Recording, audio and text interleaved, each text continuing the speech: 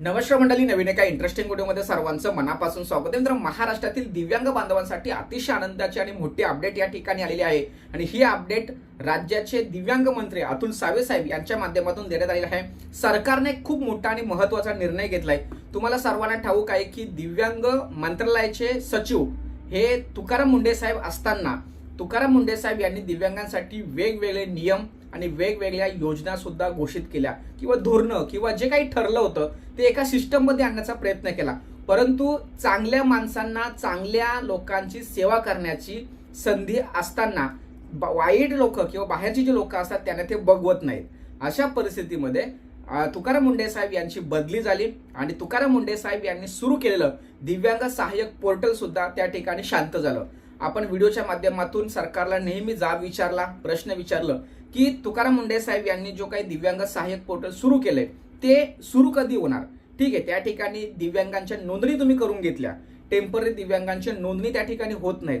त्या ठिकाणी जो काही प्रॉपर असं एडिट ऑप्शन देणं गरजेचं होतं तो एडिट ऑप्शन त्या ठिकाणी दिलं गेलं नाही किंवा कागदपत्र जे काही अपलोड करायचे होते ते कागदपत्र कोणत्या योजने रिलेटेड होते हे सविस्तरपणे त्या ठिकाणी सांगण्यात आलं नव्हतं किंवा त्या ठिकाणी जे काही योजना 15 योजना दिव्यांगांसाठी राज्य सरकारने घोषित केल्यात त्या योजना फक्त नावापुरती त्या ठिकाणी दिसत होते. दिव्यांग बांधव ज्यावेळेस फॉर्म भरण्यात जात होतं त्यावेळेस त्या ठिकाणी तो नवीन टॅब ओपन होताना दिसत नव्हता. तर याच्या बॅकएंडला असा विषय होता की ज्यावेळेस तुकाराम मुंढे साहेब यांनी हे दिव्यांग सहाय्यक पोर्टल सुरू केलं त्या दिव्यांग सहाय्यक पोर्टलच्या माध्यमातून एका क्लिकवरती सर्व काही योजना त्या दिव्यांग बांधवांना सहज पद्धतीने मिळणार. वेगळे कागदपत्र त्या ठिकाणी अपलोड करायचे किंवा सांभाळण्याची गरज नव्हती. याच धर्तीवरती एक पोर्टल सुरू करायचं आणि या पोर्टलला महा आयडी किंवा महासारथी असं म्हणतात. आता तुमच्या समोर ते आलं पण असेल, तुम्हाला माहिती असेल.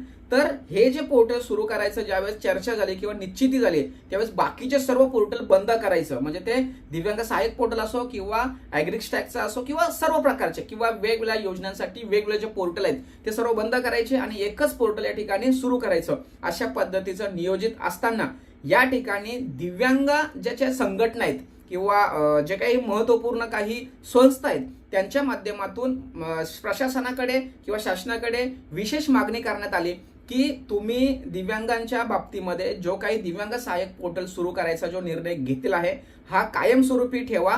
कारण दिव्यांगांचा विषय हा वेगळा आहे, त्यांना कुठेही वेगळ्या ठिकाणी अर्ज करण्याची माहिती नसते.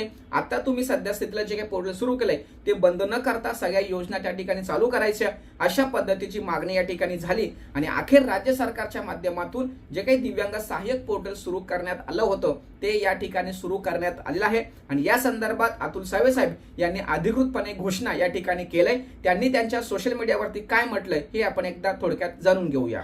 तर मित्रांनो, राज्याचे दिव्यांग मंत्री अतुल सावे साहेब यांनी त्यांच्या फेसबुक पेजवरती एक अतिशय महत्त्वाची अपडेट दिलेली आहे. आता या ठिकाणी ती अपडेट बघा. दिव्यांग बांधवांसाठी शासनाच्या सर्व योजना आता एका क्लिकवरती येणार आहे आणि या संदर्भात दिव्यांग बांधवांना शासनाच्या विविध योजनांची माहिती, पात्रता, आवश्यक कागदपत्र आणि ऑनलाईन अर्जाची सुविधा एकाच ठिकाणी उपलब्ध करून देण्यासाठी महाराष्ट्र शासनाने दिव्यांग सहाय्यक पोर्टल या ठिकाणी सुरू केलेलं आहे. आणि यामध्ये विशेष असं की हे जे काही दिव्यांग सहाय्यक पोर्टल आहे हे कृत्रिम बुद्धिमत्ता म्हणजे एआयच्या आधारित या पोर्टलवर लाभार्थ्यांना त्यांच्या पात्रतेनुसार योजनांची माहिती आपोआप मिळणार असून अर्जाची स्थितीही ऑनलाईन पद्धतीने पाहता येणार आहे. दिव्यांग बांधव, पालक आणि संस्थांनी या डिजिटल सुविधाचा नक्की लाभ घ्यायचा अशा पद्धतीची बातमी किंवा माहिती अतुल सावे साहेब यांनी त्यांच्या सोशल मीडियावरती दिली आहे. तर मित्रांनो, अशा पद्धतीने हे पोर्टल आता अधिकृतपणे सुरू झालेलं आहे. या पोर्टलच्या माध्यमातून तुम्हाला आता दिव्यांगांच्या संदर्भात ज्या काही योजना आहेत त्यासाठी अर्ज करता येणार आहे. तर त्या अर्ज प्रणाली सुद्धा आता या ठिकाणी सुरू झालेली आहे आणि लवकरच आता जे टेम्पररी दिव्यांग बांधव आहेत त्यांना सुद्धा त्या ठिकाणी नोंदणीची सुविधा उपलब्ध करून दिली जाणार अशा पद्धतीची माहिती आपल्याला वरच्या स्तरावरून प्राप्त झालेली आहे. परंतु त्या ठिकाणी थोड्याशा तांत्रिक बाबी विचारात घेऊन ती सुविधा उपलब्ध करून दिली जाणार.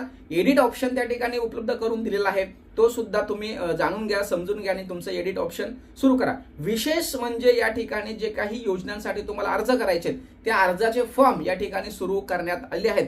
परंतु त्या ठिकाणी काही योजना अशा आहेत की त्या ऑफलाईन पद्धतीने सुद्धा आतापर्यंत स्वीकारल्या जातात. तर त्या ठिकाणी आपण अशी मागणी केलेली आहे की ज्या काही 15 योजना तुम्ही त्या पोर्टलवरती जाहीर केल्यात त्या सर्व योजना ह्या ऑनलाईन करा. दिव्यांगांना ऑफलाईन पद्धतीने कोणतीच योजना किंवा कोणतेच कागदपत्र सादर करण्यासाठी त्या ठिकाणी अडचण निर्माण होता कामा नये अशा पद्धतीची मागणी या ठिकाणी केलेली आहे. मित्रांनो, आनंदाची बातमी अशी की जे दिव्यांग सहाय्यक पोर्टल धूळ खात पडलं होतं किंवा शांत होतं ते आता नव्याने सुरू झालेलं आहे. त्यामुळे सर्वांनी त्या दिव्यांग सहाय्यक पोर्टलचा आनंद घ्यायचा आहे किंवा लाभ घ्यायचा आहे. आनंद घेण्यापेक्षा लाभ घ्यायचा आहे आणि ही बातमी ही व्हिडिओ महाराष्ट्रातील सर्व दिव्यांग बांधवांना पोहोचवण्यासाठी सहकार्य करायचं आहे. चॅनलवरती पहिल्यांदा आला असेल तर नक्की चॅनलला सबस्क्राईब करा, कारण मित्रांनो व्हिडिओ बघणाऱ्यांचा रेशो जास्त आहे, सबस्क्रायबर रेशो कमी आहे असं होता कामा नये. जर आपण दिलेल्या माहिती तुम्हाला उपयुक्त वाटत असतील तर नक्की सबस्क्राईब करा आणि जर महत्त्वाच्या वाटत नसतील तर हात जोडून विनंती आहे, या चॅनलला सबस्क्राईब करू नका,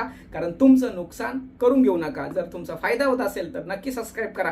भेटूया पुढील व्हिडिओसह. तोपर्यंत धन्यवाद. जय हिंद, जय महाराष्ट्र.